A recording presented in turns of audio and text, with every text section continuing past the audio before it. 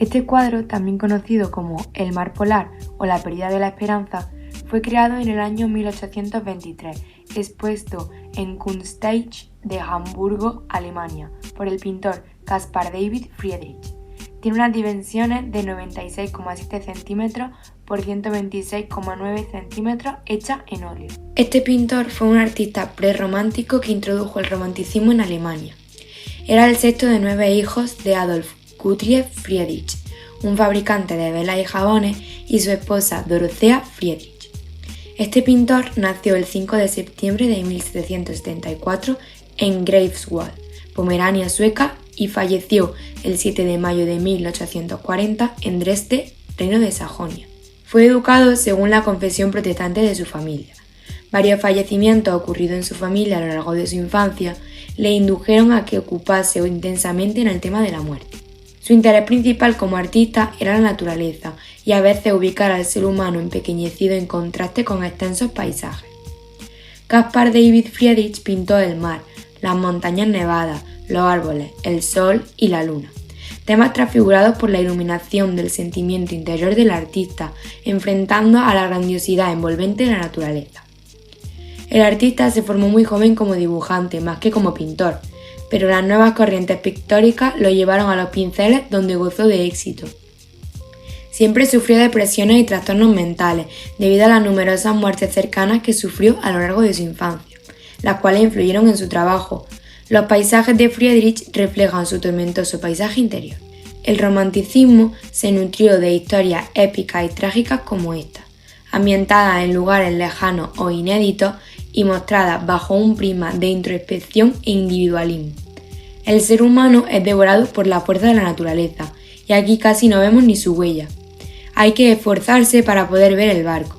Más bien todo está tranquilo, solitario y congelado.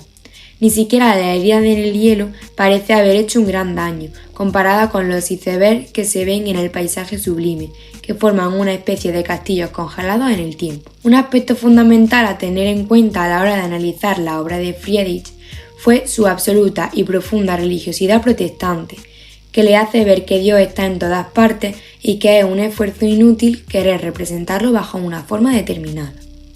A ello se une el propio carácter melancólico y anímicamente angustiado del artista, quien busca consuelo de una naturaleza virgen con la que se siente identificado su espíritu. Esta religiosa observación de la naturaleza, producto de solitarias y prolongadas estancias del artista en directo contacto con ella, le lleva a intentar plasmar en sus lienzos una especie de dimensión superior de la naturaleza, una esencia secreta. Por ello, en sus paisajes se advierte un mágico realismo, una exacta visión del natural filtrada por el espíritu del artista, quien produce un paisaje de enorme lirismo poético que logra conmover al espectador y le transporta esa visión interior del pintor. Son escasos los cuadros de Friedrich donde se aprecian los rostros de los personajes que circunstancialmente aparecen. Generalmente de espaldas, atraen al espectador hacia la lejanía e inmensidad del paisaje. Friedrich, hombre solitario y misántropo, nos muestra en su pintura la inalcanzable aspiración del ser humano hacia la concreción de lo infinito y eterno. La naturaleza no es un elemento ordenado y comprensible, como así sugieren los clasicistas, sino algo caótico e inmenso donde el hombre se encuentra perdido en su insignificancia y cuya comunicación con el entorno se produce exclusivamente a costa de los sentimientos. Casi de manera inconsciente, Friedrich eleva el paisaje al nivel de un objeto de culto religioso. El mar de hielo es una obra tensa y dramática, que sin embargo no refleja ningún tipo explícito de violencia exterior. Se representa el naufragio del barco HMS Gripe, aprisionado entre unos inmensos bloques de hielo, y parece ser que fue inspirado por un hecho real acontecido en el invierno de 1820 en el río Elba, una de las mayores preocupaciones de la burguesía en el momento. Esto era la expedición al Polo Norte de William Edward Parry, que había atraído la atención de toda Europa. Es posible que el pintor también se inspirara en sus propios miedos, ya que cuando tenía entre 7 y 10 años tuvo un accidente patinando y se hundió en el hielo. Su hermano mayor, Johann Christopher Friedrich le salvó, pero por desgracia este, tras salvarle, cayó al hielo y murió.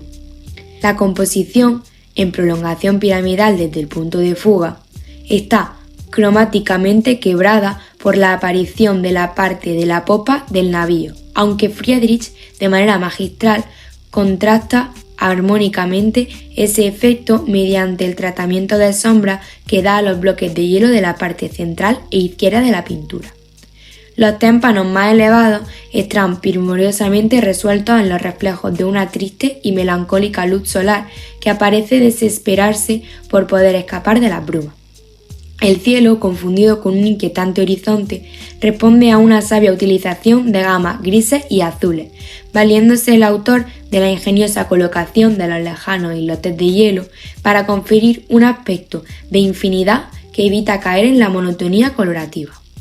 El plano inferior presenta unas tonalidades más ocres que dan solidez al cuadro, aunque en todo momento Friedrich nos va guiando la mirada hacia la angustiosa inmensidad de un espacio eterno, tanto por la perspectiva formal de la obra como por la progresiva graduación lumínica, que sin tener aparente solución de continuidad, imprime cierta velocidad inconsciente a los ojos del espectador. La obra de Friedrich gozó de una buena acogida al inicio, pero cayó rápidamente en el olvido. Sin embargo, su trabajo fue recuperado en la Jahrhundertausstellung, exposición del siglo, de Berlín en 1906. Pronto sería adoptado como artista de referencia para el arte nazi, que instrumentalizó su trabajo durante décadas. Su obra pasó a considerarse no aceptable en términos sociales, hasta que Werner Hofmann, un reconocido historiador de arte, representó su exhibición de Hamburgo en 1974 esta obra. A partir de aquí, su reconocimiento aumentó vertiginosamente en Europa, Rusia y Estados Unidos.